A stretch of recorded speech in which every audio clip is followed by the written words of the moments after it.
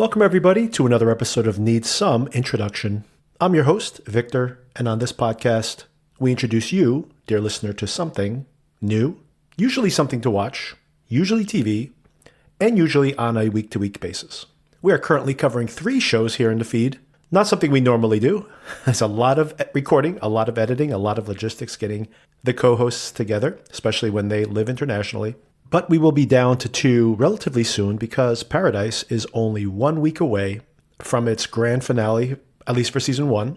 A little bit of news. It has been renewed for season 2. As you would expect, the show has been pretty popular and almost certainly going to end on a cliffhanger considering how close we are to the end right now. And this penultimate episode is called The Day. And hoo boy, what an episode. This show's been slow going oftentimes, just drip feeding us the mystery from week to week, which is to be expected. But this episode is really the show at its best, despite some pretty silly things. And I'm going to break it down as we go forward.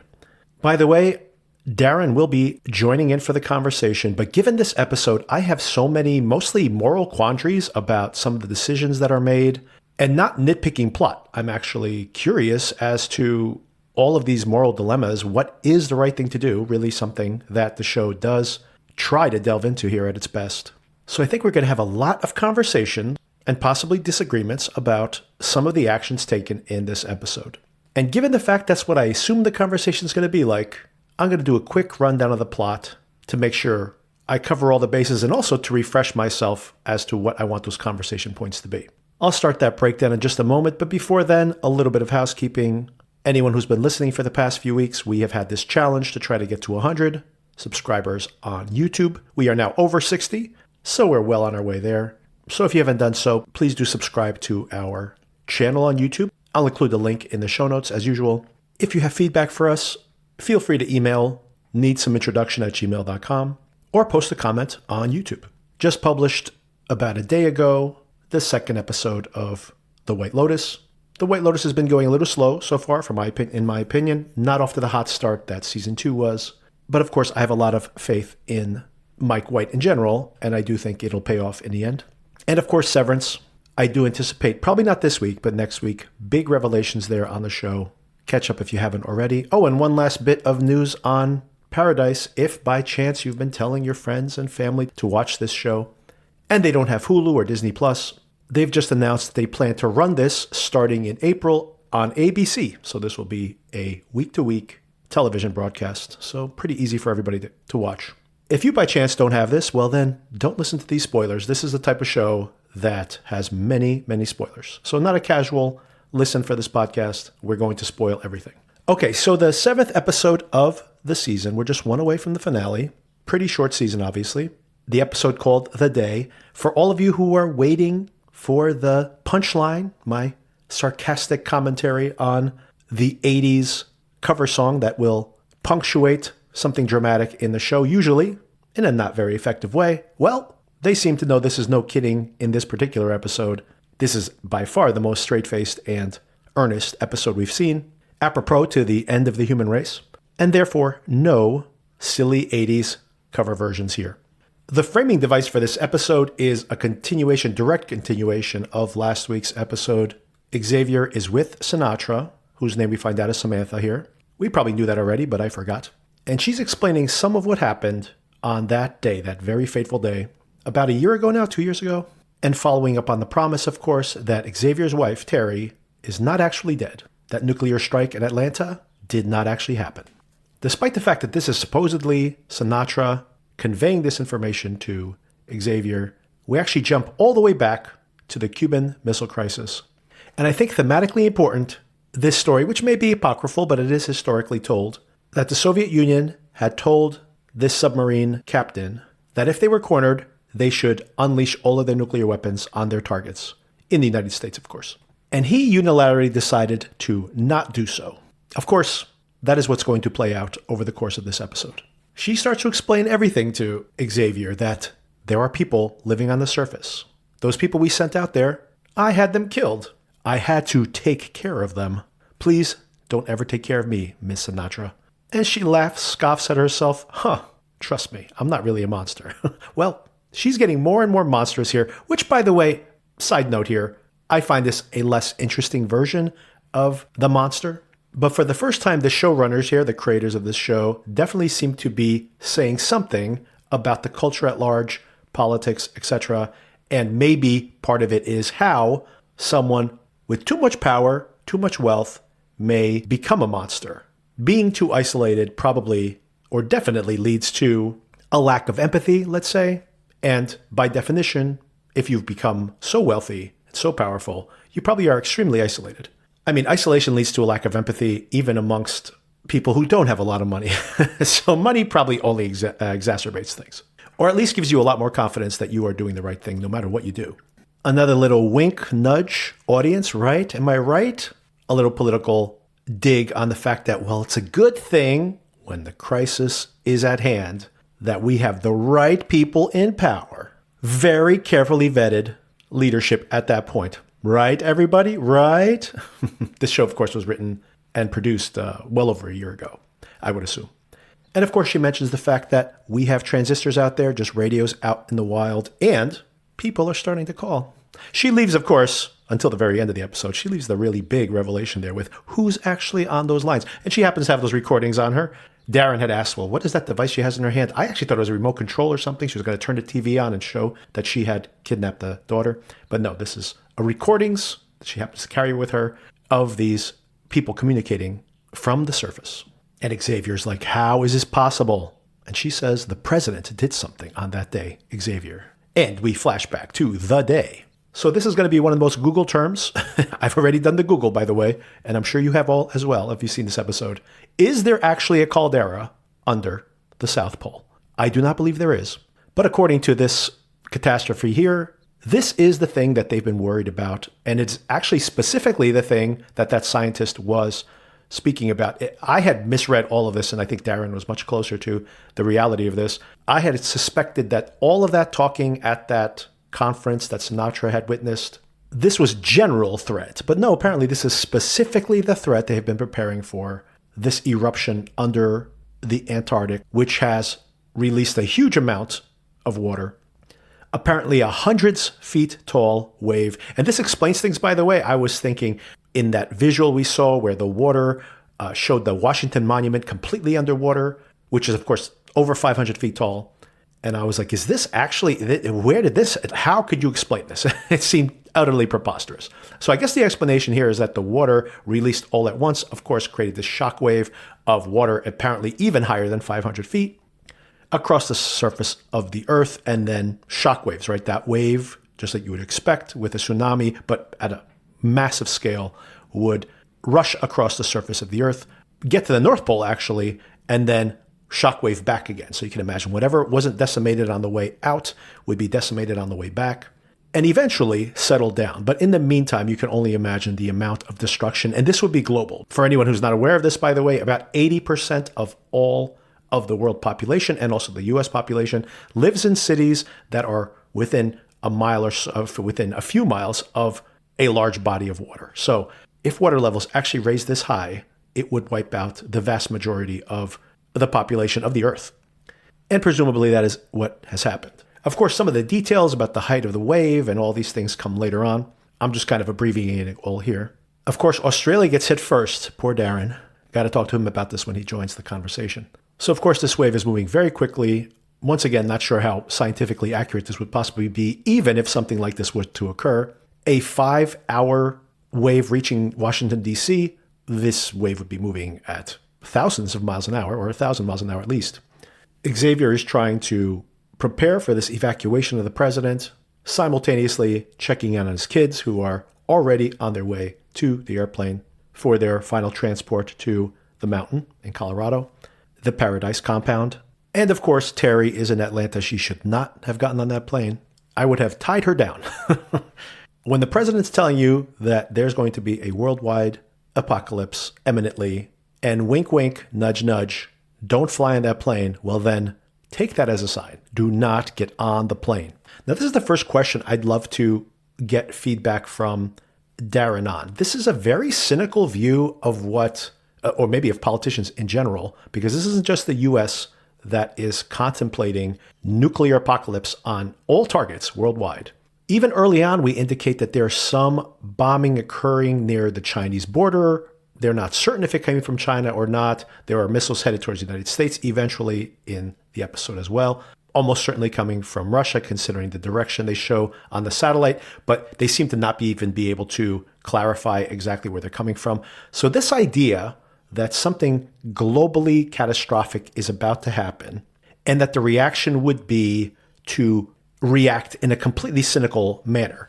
You even hear very briefly here where people are thinking, well, if Florida gets wiped out, then what does it do to the electoral map? Thinking about like, what is going to be the delegate count with the next election?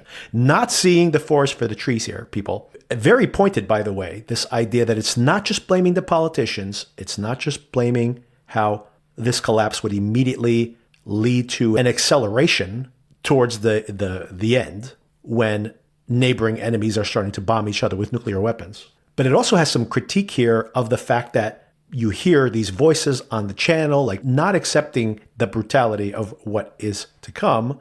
And of course, you see these journalists being like, well, I'm going to get on top of this building. I'll be safe up here. I'm going to go fly to the location where the wave is going to hit.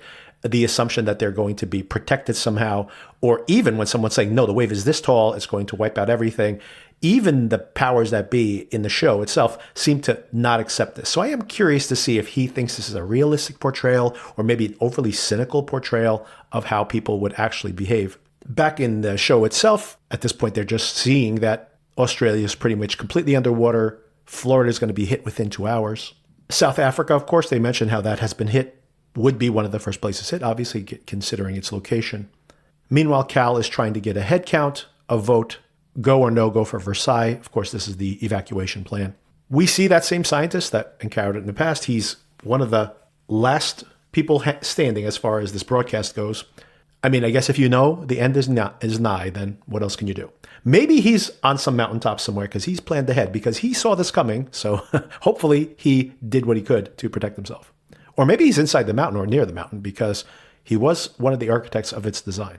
Of course, as we've seen in previous episodes, there's already rumors about this billionaire bunker in Colorado, as they're calling it, and people are starting to surround the place. They've already been there now even more anxiously, preparing for the worst or anticipating it at this point. And even as a matter of fact, it becomes one of the targeted nuclear strike locations later. His pre-planned script was that it's not going to be as bad. It's going to be bad, everybody, but stay calm. We got this all under control. Of course, this is all a lie, but the intention is to calm the populace. Meanwhile, we see a skyscraper-tall wave smashing into another city on the TV broadcast. It is telling that Cal, when he's about to prepare to speak, has a little bit of a tremor, but a little bit of alcohol takes care of that. Looks like you've been drinking a little too much there, Cal. A little delirium tremens, possibly. Terry's trying to get out of Atlanta. They're grounding all the flights. Xavier's desperately trying to get Cal's attention. He needs his help to get his wife out. We seem to see somebody on TikTok unboxing one of these bracelets, which is interesting that they're going public with this. This goes back to something that Darren had speculated on. Are these people all VIPs, or is this some kind of selection that's been done by Tarabi? Unclear, of course, what the process was of vetting the people who are going to go to Colorado. Once again, touching on the pettiness of some of these arguments, there's still a political argument as to whether climate change is real or not, which, regardless of whether this is climate change related or not, and this scientist does seem to claim that melting the ice sheet, of course, made it more permeable, which, of course, led to this disaster, or at least made it worse. I do still find it funny that they're still trying to score talking points on whether climate change is real or not, even with an 800-foot wave headed their way. Also, that they're still very concerned with swearing on the air when this may be the last TV broadcast anyone sees for 100 years. Cal is getting escorted out, just like it's been practiced for weeks now. We saw a preview of it last week. But he sees one of the workers there, still cleaning up after everybody. He's seen him twice now in this episode.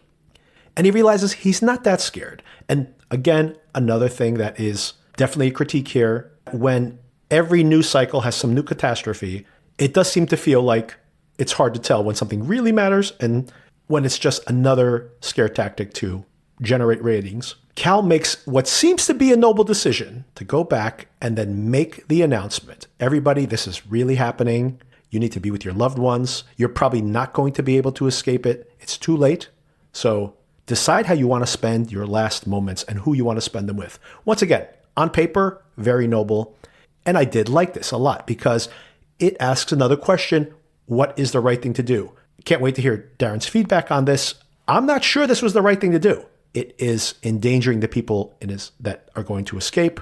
It's going to make the escape more difficult. It's going to take longer to get those planes off the ground, which of course potentially leads to one of those plane crashes. Unsure if that would have happened either way, but he did eat up part of their escape time. And now these people are truly panicking. Even the people around him, if he was assuming that this is a noble thing to do and people deserve to know, there is really no right answer here. And I do find it an interesting moral quandary that the show brings up yet again. Cal gets ready to make that honorable gesture, only a gesture, I think, in my opinion, but he needs a cup of coffee. Maybe it's because of all that drinking. He needs a little coffee to even him out. And Xavier, of course, anticipates that things are going to escalate. And it does. We see his chief of staff, or someone who's been with him this whole entire time, didn't make the cut, apparently. Her kids are going to die. She's going to die. This is a very bitter pill. Xavier's betrayed her too by not warning her. So everybody is very morally compromised here at this point. And before you know it, the guns start going off. This is a very tense sequence. Out by the helicopter, the person carrying the nuclear football is shot and killed by someone in the crowd. And even this new Secret Service agent pulls a gun on Xavier. And once again, speaking of the moral compromises here that maybe the show can engage with, but at least raises, even if it's not doing a great job of doing it, I find this moral gray area here very interesting to me. When Robinson shoots that agent, Xavier is angry at her, saying, you didn't need to shoot him. When the reality is that he is going to die one way or the other. And just trying to keep your hands clean in the moment doesn't change that reality. Continuing this simple moral certitude that maybe Xavier needs to surrender and maybe has not been able to, and maybe that's been his Achilles heel throughout this entire series, he refuses to leave without his wife. And Cal starts to tell him, you need to get on that plane. And then he accuses Cal of not having told him enough, which is probably true. But then again, they thought they had a little more runway here. And this is another bitter pill to swallow as well, but legitimate. If he stays behind and dies, and his wife dies, then his kids are simply orphaned. He needs to get on that plane. That shockwave hits at that moment. One of the planes goes down, which basically has the Joint Chiefs of Staff are on there, the entire, I think the Congress is on there, the entire judiciary. And this is when Cal has to make another very tough decision. He has the nuclear football. There are nuclear weapons headed towards the United States, including Colorado. They're not certain if it's going to hit one of the cities or hit their compound. And Cal has to decide, is he going to start a all-out nuclear war, bomb everybody? By the way, doesn't change the fact that there's a nuclear weapon headed towards Colorado, and almost certainly others, even if they discharge all the ones that they have. So what's the right thing to do here? Of course, MacGuffin is the right thing to do here. We have the Blue MacGuffin, a global EMP network that could disable momentarily all of the electronic devices around the world. He refuses to add to this worldwide nuclear war. Once again, this is a very cynical view of the world. If we're going to die anyway, we're going to kill you all at the same time. Maybe this is true. Or maybe you believe when there are many more limited resources that you want to make sure they're all left for you. But once again, bombs go in both directions. So if they do, I'm not sure if this is the strategic thing to do. According to Sinatra, they've run all these simulations, and it always leads to nuclear war. So once again, very cynical view, at least of the computer models that are running these simulations. And that's what Cal does. He uses this EMP device to knock out all of the electronic devices around the world, including the computers on those nuclear missiles. And because of that, Atlanta was not bombed, Colorado was not bombed. Now, how exactly was Terry able to get to a height, to an altitude that prevented the wave hitting, still remains to be seen. By the way, the whole thing where Cal says, I wanted to know everything about the JFK assassination, Bigfoot, UFOs, all of that stuff was in the trailer for this show, which of course was a teaser and a misdirect for the direction the show would actually go into. But I do find it funny that he finally says it here. And by the way, none of those things are real. But this is real, this catastrophic world-ending natural event, and this made-up worldwide linked EMPs, even in countries where we have no technological presence or very limited. Nonetheless, whatever, it works. Cal actually has pretty limited power across the board, but I do like the fact that he has all the power in that room momentarily, and he says if she doesn't leave, shoot her, to his security guard. And of course, this is all playing out. Sterling K. Brown giving a great performance here on the phone with Terry. This is all heartbreaking. He obviously thinks she's about to die. He tries to comfort her. He says, you have to be a good father. Really a beautiful scene. And then we flash forward back into the series itself, the timeline of the series. Back at Paradise, Sinatra and him standing off. It's happening out there. People are rebuilding, including plays the audio recording of the wife, Terry, looking for Xavier Collins. This is a very on-the-nose recording, by the way.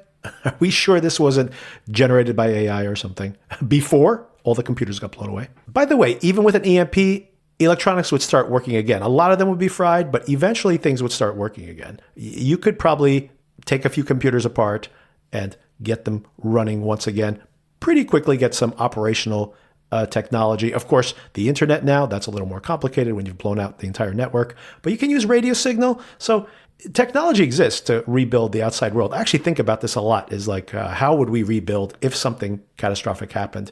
We probably would have, the knowledge to rebuild much of the world, but it would take a really long time. Just the infrastructure would take so long to get rebuilt. Despite the fact that Sinatra is this James Bond villain at this point, very much so. No, Mr. Bond, I want you to die. And of course, evil Sinatra has one more thing up her sleeve. Not only carrot and stick once again. You can see your wife. Carrot, here's the stick. Your daughter, she's been kidnapped. I got her. Oh, a couple of interesting points here. She mentions the DNA of the assassin, not a resident of Paradise. Someone from the outside, someone of this Order of the Rose, somehow connected to Cain, theoretically, was the actual perpetrator of the murder. And she says to him, you're going to give me back my guns, you're going to release all my people, and you're going to find out who killed Cal. Yet another very bitter pill. She says, maybe I am a monster. She's starting to feel herself big time here. And that's where we leave things, with just the one more episode to go. I have a feeling there's going to be a lot of cliffhangers here, everybody. And we, of course, have still not found out what that 6-digit number is. All right, so that's the relatively brief recap of the plot. Now I need to talk to Darren about all of these moral quandaries. And of course, how does he feel? Australia being wiped off first. Does he have the confidence to rebuild society after the apocalypse? Who did the right thing and who did the wrong thing? Primarily, I think that's what we're going to talk about. Who's doing the right thing and who's doing the wrong thing here? And my last question is, I would personally shoot Sinatra in the head right at this moment, because leaving her alive is only going to lead to more trouble. I know she supposedly has, or definitely has, the daughter kidnapped currently, but I think I could talk my way out of that later. And this woman is a current threat. She's nothing but trouble. And I mean, that's my decision. Anyway, let's see what Darren has to say. I have these questions and more. Oh, another question I have is, what exactly is going on? We hear on the news that there's some other natural disasters occurring. There's a giant earthquake on the west coast of the United States. And there's rumors of other volcanoes erupting, etc., around the world. So what exactly is happening worldwide? Seems to be more than just this one eruption in Antarctica. And how have people been able to survive this at all? So let's get into that conversation after this short break. So Darren, I actually recorded like a 20-minute walkthrough of the plot, and I did that on purpose because I wanted us to basically just have a conversation about this really fascinating episode, I have to say. And I wanted to get your impressions of it, obviously. But I have so many philosophical questions. And some of these things were brought up in kind of clunky ways, but still, it made me think. And that's kind of where I think the conversation will probably go. So trying to go scene by scene seemed a little tedious given what I think the tone of this episode was, which very curious to know what you thought of it. I thought this worked really well. Yeah, I thought it was a stunning piece of television, to be honest. I was captivated the whole way. Yeah, thrilled. Mm-hmm. Thrilling, right from the start, I think. And the title of the episode was, what was it? It was That Day? Or The Day, yeah. Mm-hmm. The Day. And I was like, yes, we finally get some answers. We finally get to see what happens. The point of view that it took and the fact that it was focused on the president and Xavier and just the close people involved, the intricacies of what happened on the day.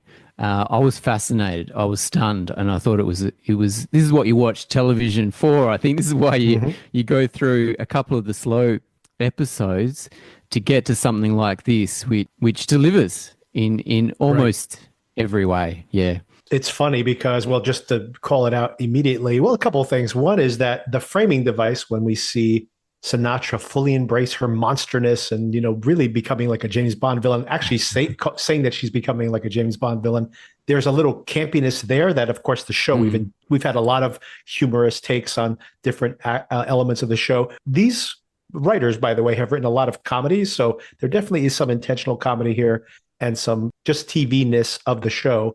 But all the stuff in the flashback is dead earnest and thrilling. I was uncomfortable at different times. I was enthralled, like you mentioned, just the thinking in my head, like, what would I do in these circumstances? And some of the scenes were really emotionally powerful.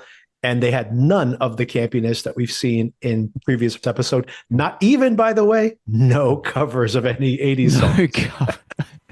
That just came to me then. Yes, that's what a stunning revelation. The biggest shock of all. What's going to be the credit? What plays during the credit? Nothing. Just that down-tempo background music that we've heard multiple times, mostly in this episode. Yeah, Sinatra does come clean at the end. Oh, I sound like a Bond villain, so it lightens the whole affair. Genuinely touching, I thought, and filmed very straight. That whole flashback, there's so much to talk about in it. It was just, it was fantastic. Yeah. What did you think? So the episode started with the Cuban Missile Crisis, or the kind of ending to that. What did you think of that? And was that situation a true story? I believe, I don't think this is 100% historically accurate, but it is one of those stories that gets told over and over again. So there may be some kernel of truth to it. But I think that what they're representing there, of course, is that in that particular instance, if that story is to be believed, that this Russian captain had the choice of basically, if cornered, fire on the US. And of course, the fallout of all of that, literal fallout, of course, but also just the general fallout of all of that, the dominoes that would start falling from there. And he decided unilaterally, no, I will not do that. And of course, that is, in a way, the decision that Cal makes here as well.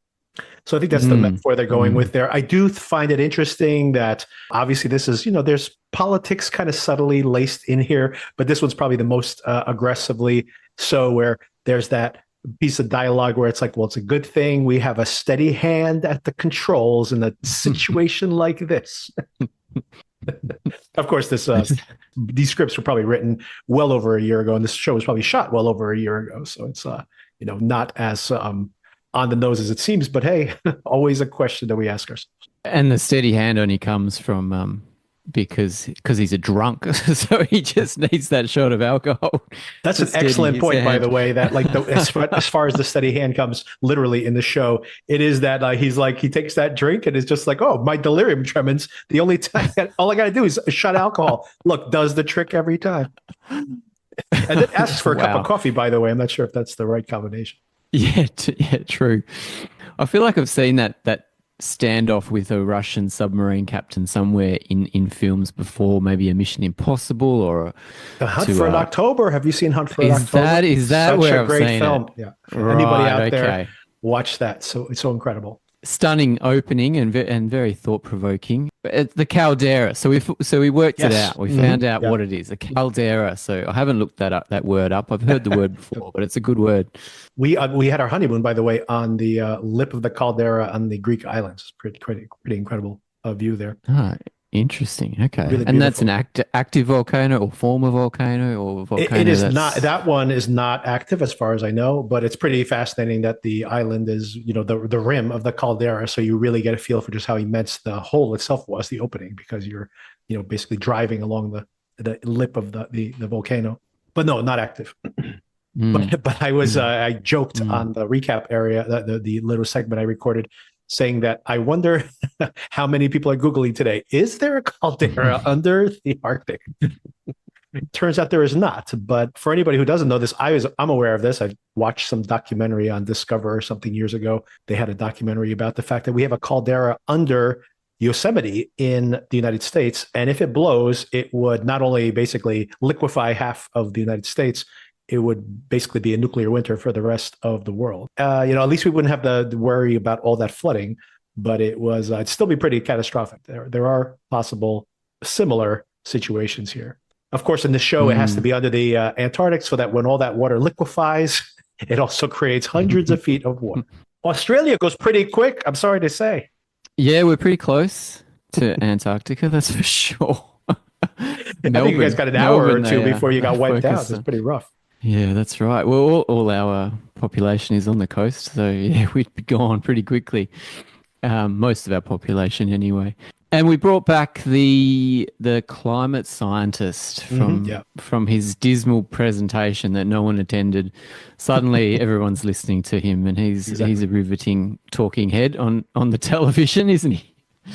What did you think about this satire on the news that people are like, oh, I'm going to go climb up top of the skyscraper to cover this story, like not taking it seriously, even when it's imminent, or how petty everybody is, saying like, don't swear on CNN. He's just like, what are you talking about? We're all going to be dead in 5 minutes. Calm down. Like, this is not the time to be worried about language on TV. We didn't get to see, which is interesting in this episode, we didn't get to see any of the real general public or any cutaways from people watching TV at home or anything apart from what was happening in the room at the time, which was obviously a choice. This show likes to focus on these characters. So it was good to get a sense of what the journalists are doing out there and how people would possibly cover it. And yeah, I mean, if you only had 2 hours and you're on a foreign assignment and maybe you're not with your family, you would go and stand on a building and get a camera and see what happens.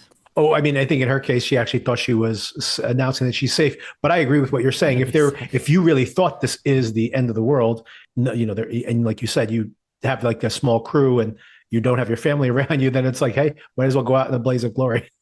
That's right.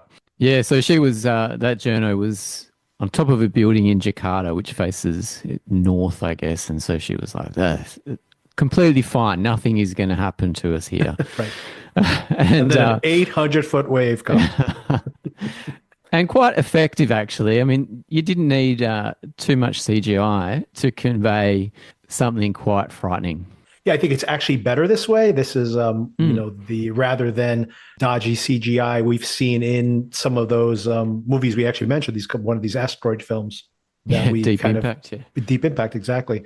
Especially nowadays. But although I got to tell you that special effects now, especially if it's quick for like a TV show, I think the old ones are actually better. I don't know how special effects have gotten worse, but they apparently have. That's an example of some pretty cheesy special effects and better than trying to spend a fortune on it or just put some bad CGI there. The fact that you basically just see the hint of the wall and it's a darkened, and it's also on a TV screen, so it's going to have these layers of screens. You could get away with a lot in that instance, and I think they did a pretty good job of conveying that's probably what it would be like. The signal will be cutting out and still terrifying, of course. I agree that some CGI has gotten worse. I can't believe it. I mean, obviously they're going for the lowest quote to get these things done in a quick amount of time.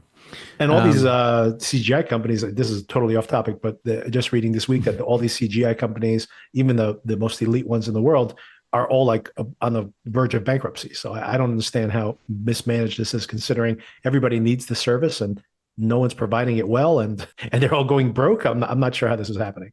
Yeah, well, plenty of shows require it or seem to require it, but maybe be a bit more creative and show these things that make a bit more sense rather than going over the top. So starting with all these decisions that are made that on paper seem to make sense, or this was a very interesting aspect of the show. I really didn't think would explore these ideas as much as they did, but I love this idea of the question that's being asked. Obviously, Xavier in this particular case is really angry because he feels like he should have gotten more warning. They thought they had more time and it didn't really happen that way. They didn't get this initial earthquake or whatever they were expected to get. Apparently just blew up without warning. But he had, like I said last week, he was winking pretty hard when he was saying, don't let her go to Atlanta. So, I mean, those are warning signs. But maybe he had been warning him for a very long time. Regardless, the interesting part of it becomes when this back and forth starts between Xavier and other folks as well. This idea of saying you should have told everybody that there was going to be an extinction level event within the next 3 months, 4 months, 6 months. They should have been forewarned. And I think this is a philosophical question to ask. Is that the right thing to do? Because if you know you're going to be dead within the next 6 months, maybe you could just say, I'm just going to sit home with my family. But in a way, is it kinder to just let it happen rather than, letting people worry that at any time their life could end? I can only imagine what the suicide rate would have been if he had made this announcement 6 months ago. I agree. And we saw when he did come clean to the public that everything went to shit straight away. Immediately, right. So can you imagine 6 months? Yeah, society would be absolutely ruined. Also, the international forces or the international countries seemed to have no warning as well. I thought that was very interesting that it seemed like China and Russia were going for a land grab to try to get high altitude areas at the very last minute to try to continue some semblance of life after this has occurred. So no one had warning, which seems a bit silly. You'd think if America had a bit of warning, you'd think these other countries have a bit of warning too. Obviously, maybe they've got their own underground bunkers. Right, possibly. Countries like China, you'd think that they would amass an army to secure different areas of land to try to do things a bit more extensive. But yeah, fascinating. I did ask my kids what they would do if they had 2 hours left, but their answers were pretty silly. What did they say? My oldest daughter said, she really wanted to taste the dishwasher tablets. She really wanted to understand what they taste like before her life ended. And my son went, he just wants to do some push-ups. I was like, okay. I may have to cut that out of the episode to tell you. That's fine. Very, very disappointed with those answers, I have to say. Very shocking. Push-ups would not be what I would be planning to do. No. Want to look good on the way out. Yeah, that's exactly right. Teenagers. You said a couple of things that I wanted to circle back to. Oh, yeah. It seems weird that somehow, this guy's been speaking out about this, and you would figure that somewhere, even if most governments were not taking it super seriously or just thought there was like a % chance of this happening, somebody's been taking some kind of precautions. But it is interesting to think that, and maybe this is the next question I want to ask you, this is a pretty cynical view. And honestly, this is the cynicism of like The Walking Dead, as an example, is something that turned me off to that show. And this is a little cynical because maybe and maybe there'll be a corrective once we see that people are surviving on the outside. So maybe this is intentionally showing us only a cynical view of what could be happening out there and the way that the media would be covering it, for example. So maybe all of this is text in the show. But from just the evidence we see here, this is a pretty cynical take on the fact that everybody would just start bombing each other. And like, I mean, me personally, I can't imagine that mindset of being like, we don't know what % of the population will be left at the end of this. And we start to strategically bomb each other. But it isn't even that. People start saying, if Florida gets wiped off the map, because they don't even realize, or maybe they're not accepting how cataclysmic this actually is. They're only thinking about Florida getting inundated with water. They start thinking, well, what does this do to the electoral college? Like, what does it do to our re-election possibilities? That is an extremely cynical take that all people would be thinking about would be, what the election will look like next time, instead of thinking about the fact that, well, if 80% of the population is exterminated, I think we got bigger fish to fry rather than who wins the next election. It was a good juxtaposition of the seriousness of DEFCON 3, DEFCON 2. I'm not quite sure. I have to ask you what those terms mean. And also just the casual humor of James Marsden. I mean, He won the episode. I think he was Yeah, he's so so good in good. this. Yeah. Oh, just plays to his strengths. And towards the end, when his chiefs of staff were in the opposite plane or another plane, Yes. and they were telling him he needs to start thinking about launching the weapons.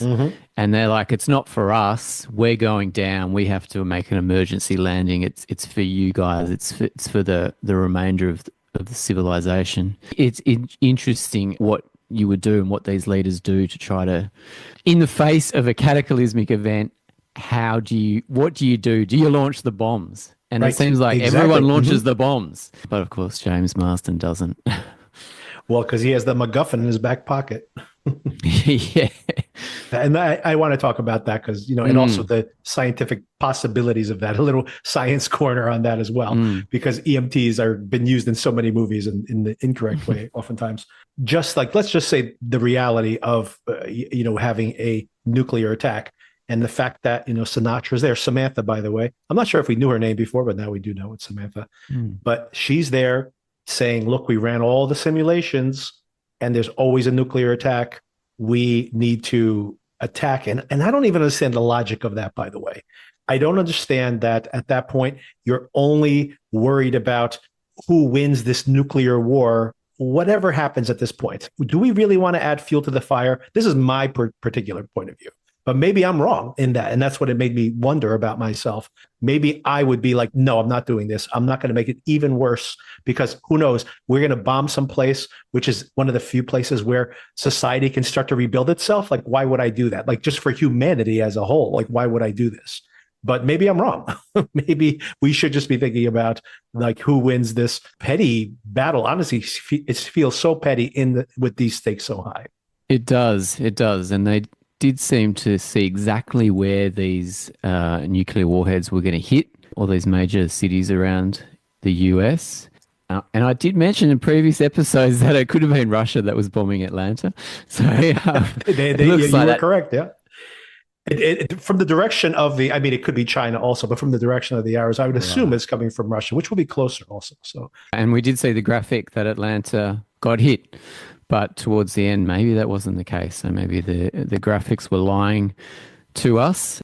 Sinatra just walked in to the president's office. He at the end, he goes, "Oh, you're dismissed." It's like, well, she wasn't invited anyway at the start.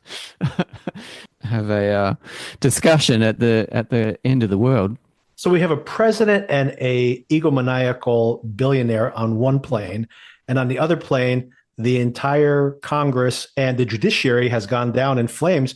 This sounds like somebody's wet dream. I can't quite, my finger on who I might be talking about. It's like when sporting teams fly across the country. They don't put the two teams on the one plane, do they? Because if that goes down, they both go down. Just an aside, James Marsden was talking about neckties. Yes. He wanted to change his tie. That was a really interesting thing that I possibly could go and Google. He said neckties have a history with Serbian mercenaries in the 1600s. Yes. So I didn't realize that was the connection there, but interesting, right? Then we all wear them now. I just like these little tidbits that get dropped in shows like this. I did actually think about that in the moment. Not only that it was an interesting piece of trivia, it's just that he is dropping trivia all the time about Die Hard or whatever. Really now, Cal, is this the time to drop your trivia? And then, Cal decides to take off his tie and be honest with the public. And this seems to be an honorable thing to do. And it's very interesting to see the dynamic between him and Xavier. I thought this was really well handled because Xavier really starts to make an even more ridiculous, honorable decision later in the episode. And then Cal's the one who has to talk him out of it. But he's the one who immediately says, grab your guns and block the doors.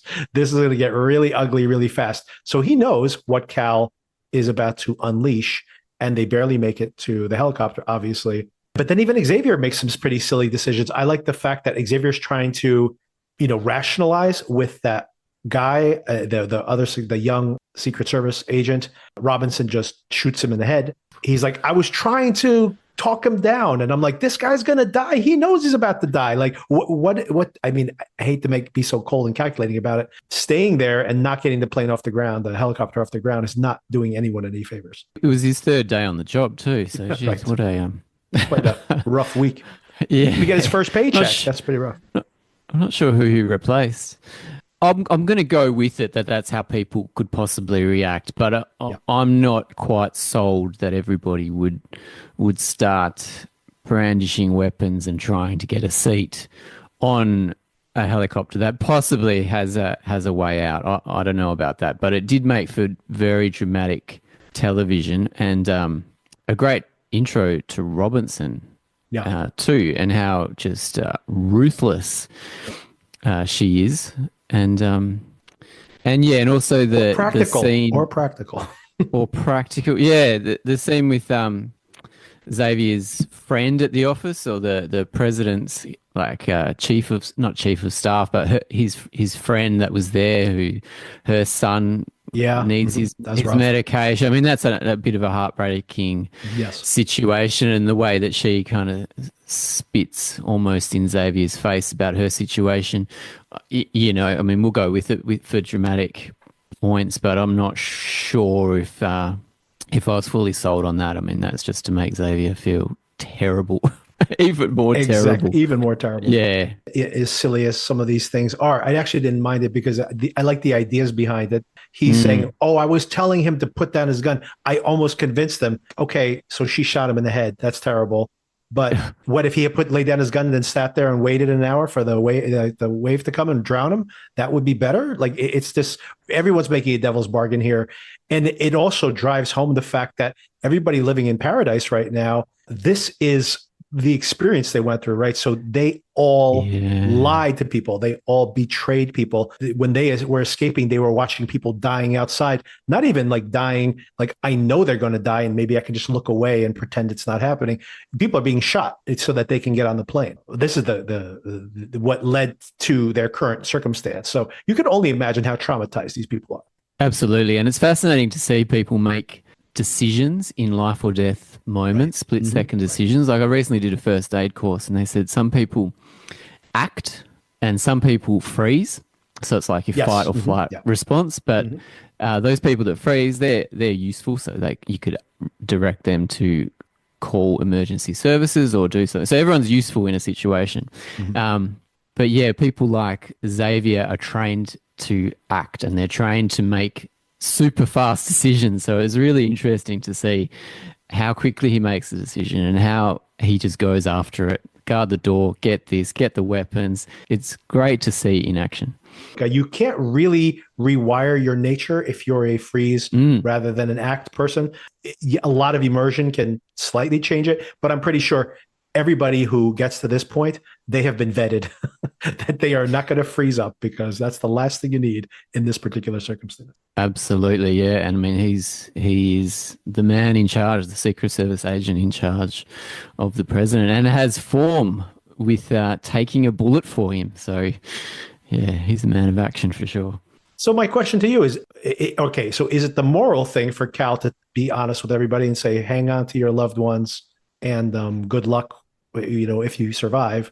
That seems, I think we agree, that's the moral thing to do, but was it the right thing to do when you think about the consequence? It doesn't seem like the right thing to do, does it? I agree. And the fact that his poor old cleaner, which is a great character, a very lovely character that they introduced, and it was actually quite a touching scene between the president and the cleaner of the White House, who's been there through many, many administrations. Very touching, and that is what changes his mind.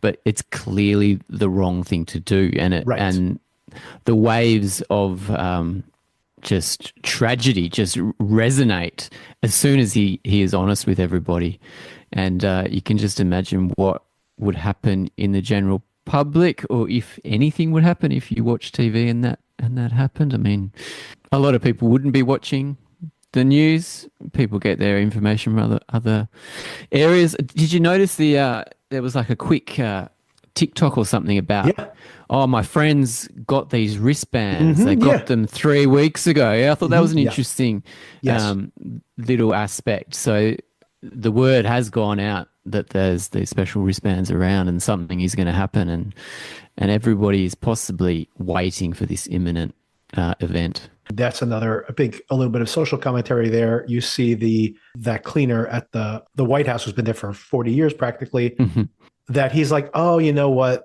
They're always freaking out about something, which of course I know people who basically watch the news like that all the time. And understandably, by the way, but I think there's a little commentary there of like, when you're hysterical all the time, it's very hard to judge what is real and what is not. And then also this, he's deciding that I can't let that lay. I'm going to have to make it, have to make a difference. But yeah, I totally agree that overall, this is the wrong thing to do because of the chaos that ensues, because it doesn't save anybody's lives. As a matter of fact, it might make things worse potentially. I guess if everybody had known for a long time and everybody could be trusted to stay calm, realistically, so many people, I mean, we have it every single year here when hurricanes come through and people say, yeah, they say it's going to be bad, and they stay in their homes and then they get washed away. Dozens of people die, oftentimes more, when there's really a huge, I mean, we get some really giant hurricanes recently. I wonder, do you guys get hurricanes? What would the storms be called in your region? Yeah, we call them cyclones. I think Cyclones. they spin the opposite direction in the southern hemisphere. It's normally near the top of Australia where there's it's a bit more tropical. Yep.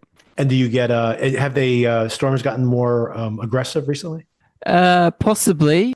There's not huge population centers up there, not huge cities, so it's less threatening. And then as soon as they hit landfall, they just disappear. Yeah, it's been more pronounced here. It has definitely gotten worse. So like every single year, you have people who say, "Oh, they always say it's going to be bad," and then their house gets blown away, and then they stay there, and they're like, "No, we got hit last year. There's no way we're going to get hit again," and then they get hit again. It's become much more aggressive. Recently we've had 3 or 4 of the biggest hurricanes just in the past 4 or 5 years. But you think about people like that who are not evacuating when things clearly seem to be catastrophic. So you do wonder if a lot of people would not react in time, but then it would give certain people who are taking it seriously chances to go to the mountains, for example, like Deep Impact, right? That's literally what you see, these people working their way to the mountain. There is that aspect to it, but I don't know. I mean, I think that there probably would be a lot of chaos. And in this particular case, I mean, in this particular moment, it is absolutely the wrong thing for him to do. Because, I mean, you think about that second plane that goes down. I mean, if they had taken off half an hour earlier, the plane wouldn't have crashed, right? So that is a direct death that he caused in that second plane. From the shock wave or the sound wave that was coming ahead of the actual tsunami. Yeah, I thought it was pretty interesting. I mean, I'm trying to think of a news event. I mean, 9/11 is probably a news event that's happened in our lifetime that you did feel like something very, very heavy was happening. I mean, were people freaking out while watching the news coverage in certain places in America? I mean, we were just transfixed, but certainly weren't freaking out. I mean, 9/11 was very interesting. I was obviously living right here, and I have friends who worked right near where the tower went down. And I remember seeing it in real time on TV while I was at work. And everybody was so calm. We were so calm. I went back to my desk. I tried to call everybody I knew in New York. Couldn't get through. All the lines were busy. Once the second tower went down, I immediately just left work. I didn't even announce it. I was just like, I don't know why I'm here. Why I've got to get out of here. So I left work and we went to the Red Cross. Me and a friend of mine, we met up at the Red Cross to give blood. Not that they needed it, unfortunately, because no one really survived. Everybody was calmly waiting online. We were talking to each other and it was very controlled. My friend who was right down the street when it happened, when the second tower went down, they all just started to walk in the same direction. They went over the bridge into Brooklyn to get as far away from the blast zone as they could. And they were very calm, and bodegas went outside and gave them all cold drinks. And then eventually the phone started working again and people got picked up or walked their way back home or got cabs or whatever. And so that's the particular circumstance there. But I do think it's a very different type of experience because we didn't think like, if I don't take action right now, I'm going to be dead. And then everybody's, it's more honestly what you see where the hurricane is imminently there. like we saw recently. And now all of a sudden, all these people are literally stuck on a bridge with all their cars because there's only one way in and off of this island, for example. And then that could get heated. Although even there, we don't see things get violent. Maybe people would, maybe this is a more cynical version of that. Maybe what people would do is just hope for the best and say, maybe it won't be so bad, and just try to help each other out. I do hope that in a real circumstance like that, people would help each other out. And that's like, for example, with 9/11, once again, you see videos of this, people covered in dust being pulled out from under cars by other people in business suits. Everybody just kind of walked around and looked around and asked, are you in there? They tried to dig people out of buildings that had collapsed. You know, despite The Walking Dead and shows like that, people do not seem to immediately turn on each other given the first chance. But I do hope that that is more reality, given if something catastrophic happened. That's quite heartwarming, actually, to find out that everybody kind of, the positive nature of human beings comes out, and you want to help and you want to be kind and you want to talk and communicate rather than explode into violence, as we see in every TV Exactly. and film show, because it's more dramatic. Yeah. Something happens and you just talk to someone that you've never talked to and you would never think of talking to. You just strike up a conversation. How's this? What's this? How's this affecting you? About 2 years after 9/11, we had a blackout that hit the entire Northeast. So all of New York City, my whole entire area, all blacked out. And a similar thing happened. Like, it, once again, not to shout out just cynical political views or media outlets, but on Fox News, they were laughing it up, saying like, those people in New York are all going to burn that city down and cut each other's throats and steal everybody's stuff. That is not what happened at all. Same friends of mine who lived in the city had gone through 9/11. They hung out outside. The police set up their police lights at the park. Everybody hung out at the park. People had like battery powered DJ stations. People were breakdancing together and playing music. The bodegas were once again giving out all their ice cream because their power was out, and just giving out all the refrigerated goods to the people in the streets so that they wouldn't go to waste. And it was a big party. My friend, who's a marathon runner, decided to go for a half marathon run completely naked through the city of the streets. So it was in the dark practically, or around the rim of the park while the park was lit up, just because he could get away with it. And a lot of people, by the way, a lot of people in New Jersey could not get back because the ferry was, if you see the videos of this, the ferries were completely packed with people and going back and forth and back and forth. There was no way they could clear out the hundreds of thousands of people that were stuck there. So they just hung out overnight, and the hotels opened up their lobbies. The hotels opened up empty rooms for people to crash in. And it was the exact opposite. I think they said there was like one store had like a window broken open and people stole some sneakers. I think it was one incident in the whole entire city with 10 million people in it. So the world, people, I know it's so easy to believe what you hear, that we will just eat each other alive given the first opportunity. I don't believe this. And maybe I'm naive. I don't believe it. That's so fascinating, but also so boring. It is. It's no one's going to watch my version of the news. We want riots. We want looters. That's fantastic. That's very heartwarming, Victor. That's given me hope for humanity.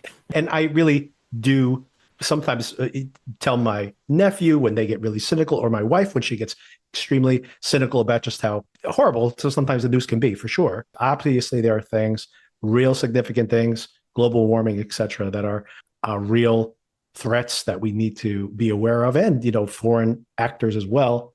We have to be wary, of course. You know, I'm not trying to be Pollyannish about like everything's great. I'm not a hippie. It does quite the opposite, by the way.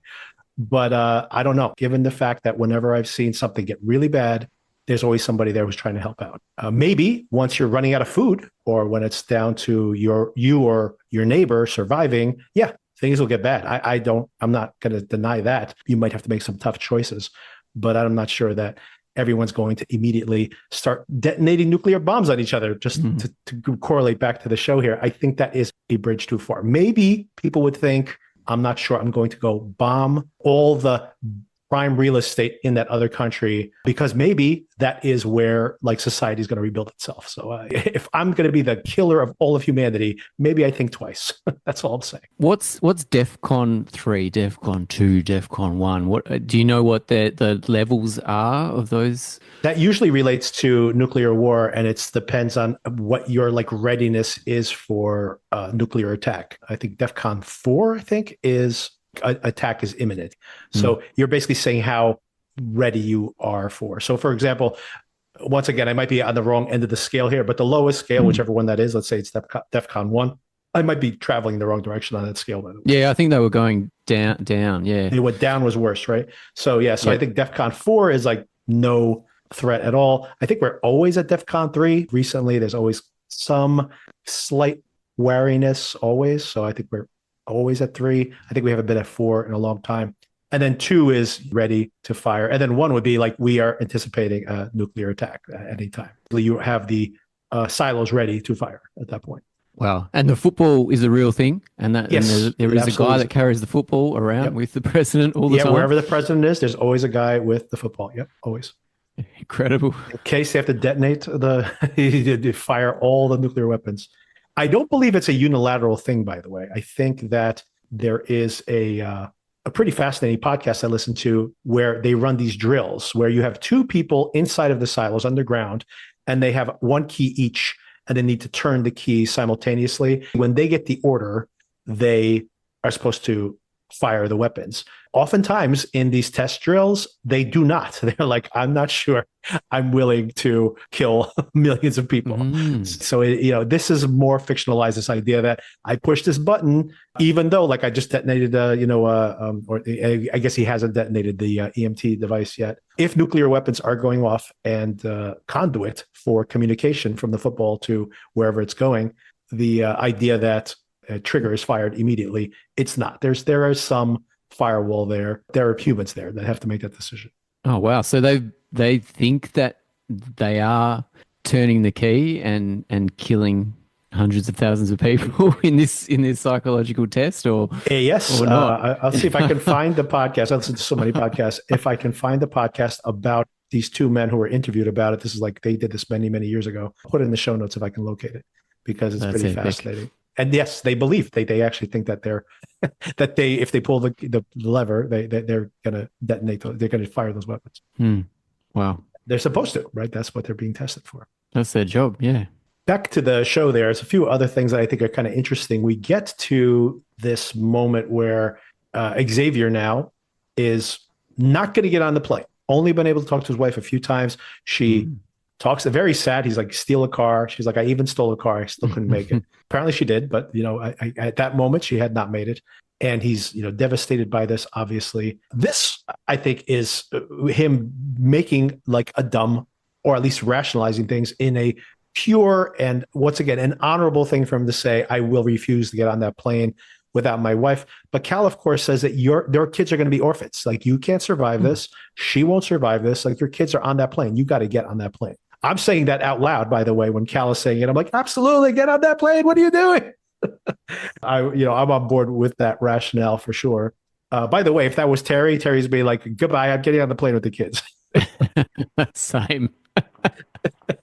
Yeah, no second thoughts. Maybe a little bit of a tear, possibly a single tear. You cry about it afterwards, sure. It's devastating, but at that moment, it's like, my kids are on that plane. I'm getting on the plane. That's it. Get out of my way. He's going to knock out Xavier to get on the plane. I was proud of his wife that she stole a car. She seemed like the woman that could do that. And it's kind of the shoe on the other foot, by the way, there. I thought that was interesting because you have Cal making the wrong decision there, trying to do the moral thing. And of course, it backfires on him. And then him being like, no, I can't leave my wife behind. And he's like, what are you talking about? Bigger picture here, buddy. Bigger picture. And then, all that stuff happens on the plane. Of course, he has that devastating conversation with his wife there. I'm there with you. This was a great scene for Sterling K. Brown, too. He's really killing it as well. I mean, he's been the rock through the whole series, and he can cry on cue, and he can do everything that's needed of him. It's great to see him in this scene. It's great to see him in the whole show. I mean, I knew of him before the show, but I mean, he's just a superstar after this. So good, holding everything together. And again, the Cal's so lovely to him that he Yeah. gives him the phone that has the best cell coverage In the around, universe. so he can have that final conversation or not so final conversation Yeah, that's with his right. Not wife. so final. Mm. Couple of things before we get to the very end of the episode. One is we have the red pill, blue pill. I mean, red card, blue card decision where he's like, this is the red card, but there's the blue card.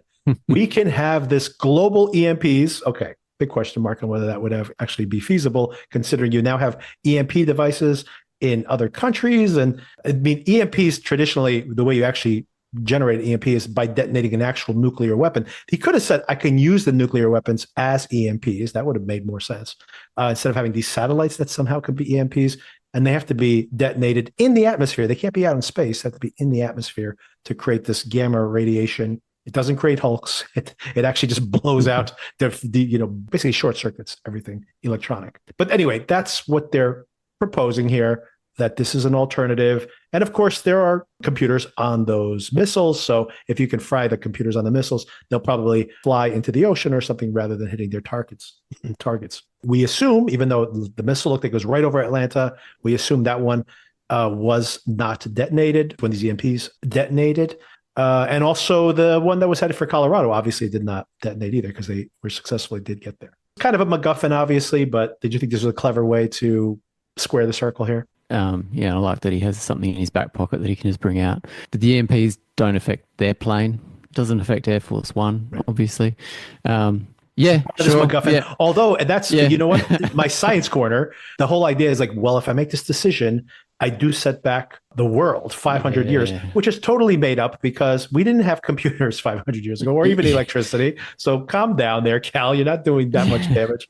And second of Yeah, all this does is cause a short circuit. So I can imagine that, someone who's really handy, you can take like 3 or 4 computers and like rebuild a computer out of it, and it would take some time. And of course, you blew out all the routers that allow the internet to work. So it would be really, really bad. Don't get me wrong, but it's not the end of humanity, the way he makes it sound. Ooh, first of all, yes, very funny. The plane's going to fall out of the sky now or glide all the way to Colorado because you blew up the computer. But the reason it wouldn't, by the way, this is actually true. The reason it wouldn't affect Air Force One, and they even say this, that it can withstand a nuclear attack, is because it is shielded, right? All you need to do is have a Faraday cage around the computer or around the device, and it will be protected from the gamma rays. There are people out there right now, specifically in those underground bunkers where those nuclear weapons are. All those computers are shielded.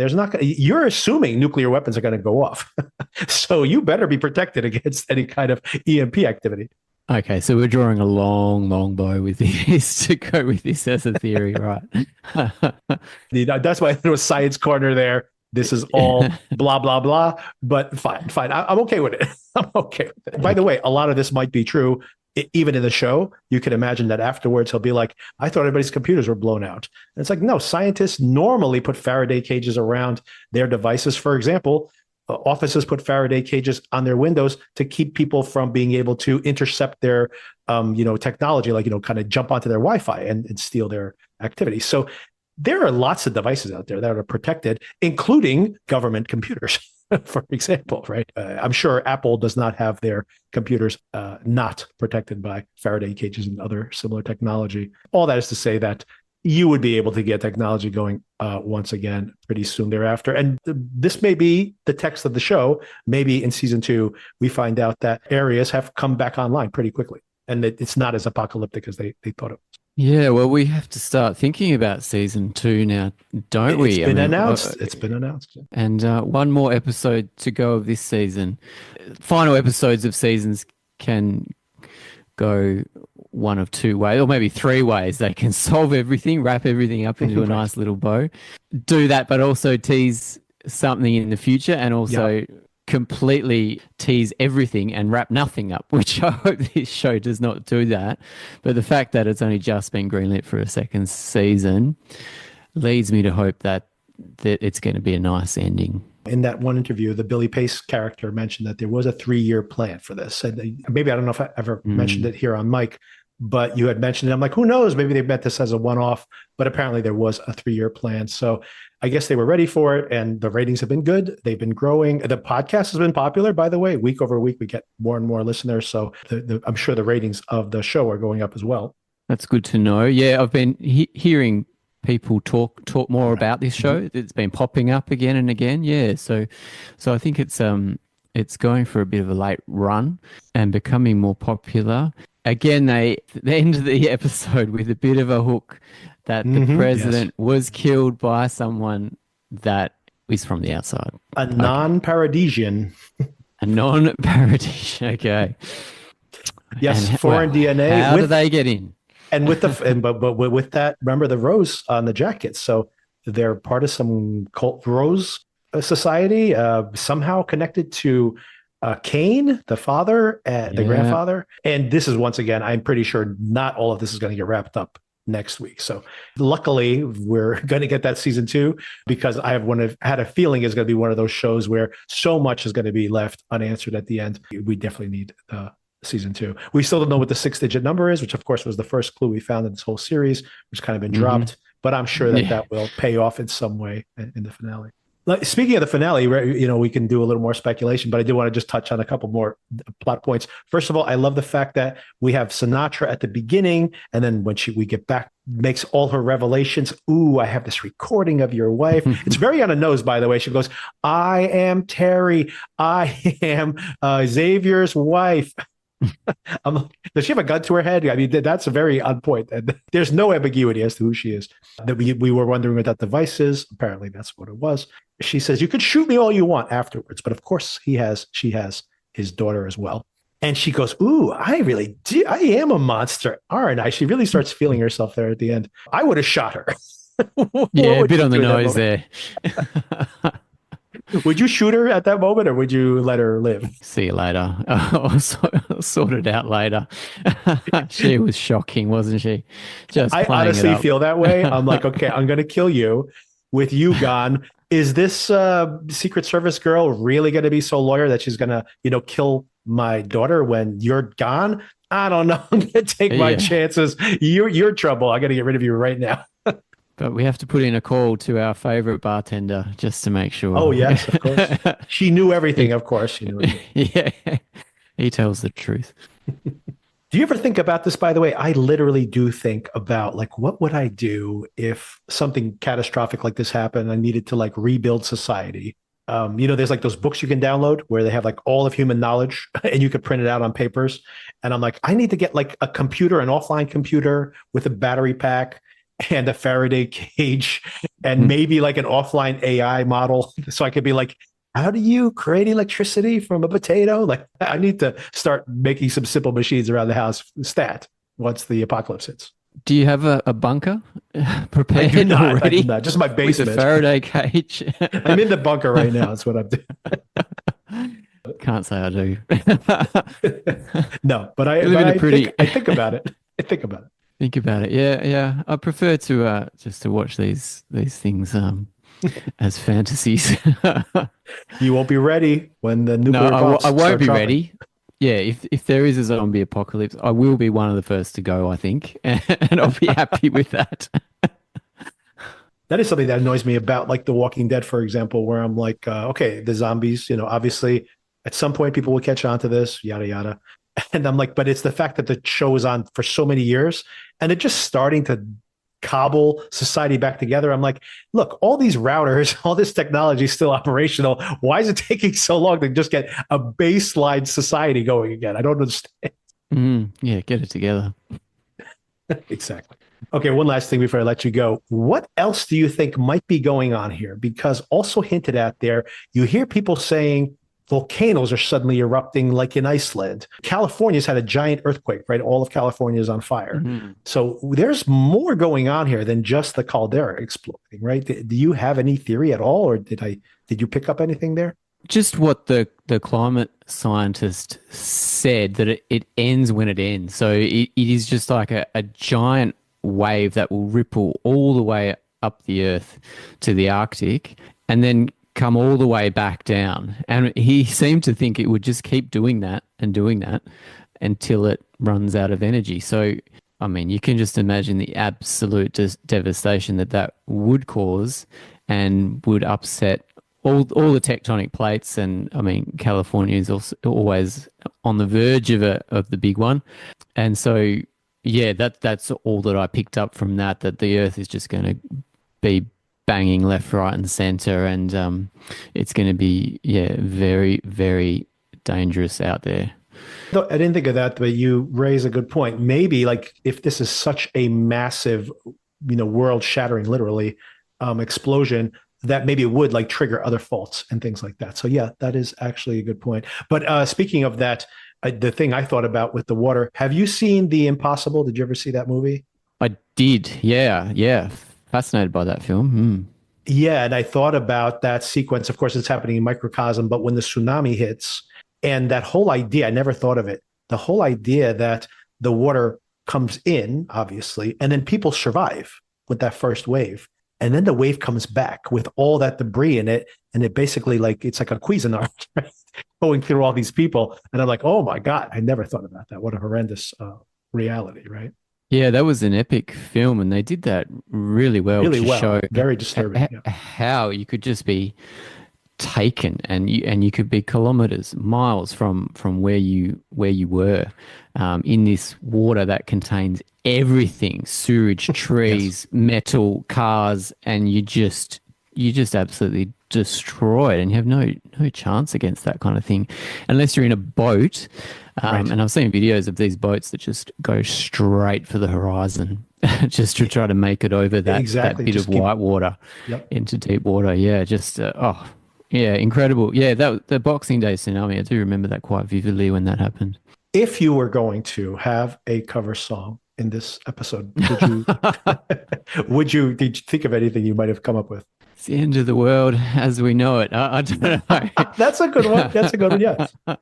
You know the one I came up with, Yeah, which go is on, one of go my on. favorite songs, and it literally came out as I was speaking the title here. I said, "This is the day," and it made me think about that song by the. This is the day your life will surely change. You know what song we're talking about?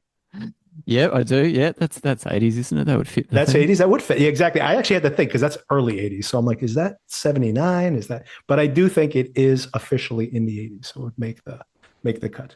But yeah, your life would surely change. And if you guys don't know that song, check it out. It's a great song. Well, we've got to see the code next episode, and we've got Yeah. to see the mixtape, and it's Yep. got to be released, and I want to listen to it from start to finish. Oh, there'll be a Spotify playlist, I'm sure, of it when that day comes.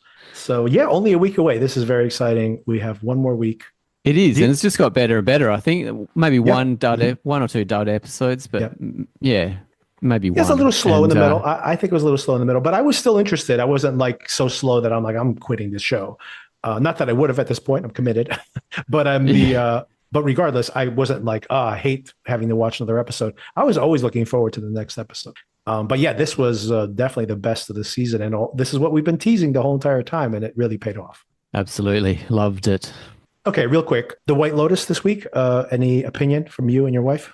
Loving the White Lotus. I mean, I could just sit and let that show wash over me. I mean, Yeah, it seems like the shots are amazing. They're using a lot of long lenses and yeah, the forest and the monkeys. The characters, they have real conversations, especially the yeah. three women. And I think it's just so interesting to let their conversations wash over you. And obviously, there's dread that's brewing between all Right. the dynamics between the characters. I just love watching that show. It's just great, and the fact that there's no little hooks. It just Yeah. happens, and yeah, it's cool. Did you know that it was going to be set in Japan this season?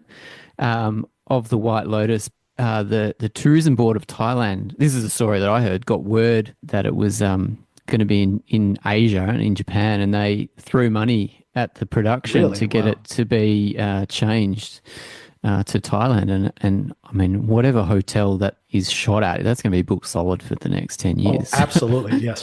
So it's probably money well spent. I definitely have a power ranking there of my favorite to least favorite characters, but I'm definitely intrigued. I felt that season two was more of a quicker hook for me. I was right in there, like immediately with season two. I'm still very interested, obviously, and trust Mike White to bring it all together in some interesting way.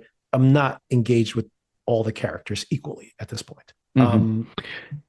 Yeah, Walton Goggins is not doing much. Walton Goggins is so fantastic in everything that he does. He's not really doing as much as I want him to do I yet. like the shading of his character this week, actually. I think that they're starting to develop him. There's an expectation of what I thought he was going to be, the role he was going to play. And I don't want to spoil anything here in case people aren't watching, but just to say that I like the direction they took him in this week. He kind of moved to near the top of my power ranking, but I did feel the Mhm. first Mhm. episode, it was like, oh, I think I know exactly what I'm getting. And now I'm like, oh, maybe this isn't what I expected with given this next episode. I think they're going to take his character in a pretty interesting direction. What do you think of the theme music as a musician? What did you think of this version of the theme song? Love it. Yeah, it's I love it great. too, right? Upbeat, and it's yeah, a little bit electronic in Yeah. parts, which I obviously enjoy. Yeah, I want to hear it more and more. I actually listened to it on my Spotify. It's unfortunately there's no extended mix of it. It's just 2 minutes long, but I have listened to it numerous times. Yeah, cool. Yep. And my favorite of the three themes so far. Okay, in the near future, what we might be covering here, once Paradise, that's kind of a teaser of what I was about to say. Once Paradise wraps up next week, Mickey 17 is coming out. I'm a little worried about this movie, but love this filmmaker, one of my favorite working filmmakers. Although his English language films in general are my least favorite, but he's coming off of Parasite, which of course won Best Picture and Mhm. was a massive blockbuster around the world. Very rare for a South Korean film to do that well. And it has played at a recent film festival and got rave reviews coming out of there. So I am curious to see it. I saw the trailer for it recently. Didn't like the trailer, Mm. by the way, Mm. but I have faith in this filmmaker. So very curious to see that and maybe do a retrospective on his career. So I sent you some of the other films maybe you haven't seen that you may want to catch up on, and we can have a little discussion about that. And then as far as shows are going, the following week, there is a show called Dope Thief. Have you seen the trailer for this? Yeah, so I've been catching up on Atlanta. I'm just loving that show. Oh, And so good. So good. yeah, oh, it's epic. It's just so simple, but complex at the same time. And yeah, Brian Tyree Henry Yes. is in that. Yeah, yeah, yeah, cool. Yeah. So, and by the way, the first episode, at least the first episode, if not more, directed by Ridley Scott. So curious to Oh see. wow. He's produced a lot of shows, obviously, but this is one of the. I mean, usually he does like science fiction shows and things. So very curious to see him directing television. And this looks great. I love the concept of it, and it's basically my backyard. So I am curious to see Mm. something shot here. But that's starting the following week. So maybe something we'll sample the first two episodes. There's always two episodes first, so we'll sample those. And so anybody who's curious, of course, if you have Apple TV, it's on Apple TV. Everybody can watch it. So if Mm. you're watching Severance, for example, and yeah, we'll see if we stick with it after that first two episodes. Okay, yeah, I like that trailer. Yeah, I mean, there's a bunch of other things coming out. There's a new trailer for Andor, which we'll be covering here at some point. Andor is probably the most interesting out of that lot because I just loved the first season of that so much. So different, so interesting. So I'm not sure whether I should watch the trailer or wait to be surprised. I have avoided the trailer, and I do not plan to watch it because I loved season one. Okay. I went in blind to that show, and I loved every minute of it. Maybe not the first episode or so, actually, but it. By the time I got to that third episode, I was on board, and that is some of the best TV I've seen in years. So I loved it. Yeah, I agree. Yeah, the heist episode and the prison Yes. episode. I Yep, think absolutely. about them all the time. Andy Serkis. Yeah, absolutely. I don't know if you knew this, but the season, and I think this was structured the same way. They're premiering 3 episodes in the first week, and then they go week to week. But the Gilroy brothers, who wrote the scripts and directed that first season of the show, they wrote basically 2-hour movies. So the first 3 episodes have that Yeah. big culmination, and then you really have like a different set of characters in the fourth episode, and then it culminates in the sixth episode, and then they were basically had this, and there was like a bottle episode there. We saw that one guy, I forget his name, who is like living with his mom and stuff. And then like, we have the last 3 episodes, right? So it was as if they had these 3 or 4 movies that all have these culmination points, and then with a bottle episode thrown in the middle. And I think that they're structuring this season similarly, where there'll be like a batch of episodes that have one story, and then they culminate overall. So I can't wait to see it, and it's going to be a long season. I think 15 episodes, so it'll be. Oh, really? Yeah. Oh, that's amazing. Okay. So we'll be watching that throughout it's going to definitely overlap with the Alien Earth series, which is also coming probably in June or maybe even May, to be honest. Busy. So much stuff. So many more conversations to be had in the future. All right, Darren, thank you. That was a pleasure as usual. Great. Thanks so much, Victor. Talk to you soon. Have a great day. Okay, you too. Bye.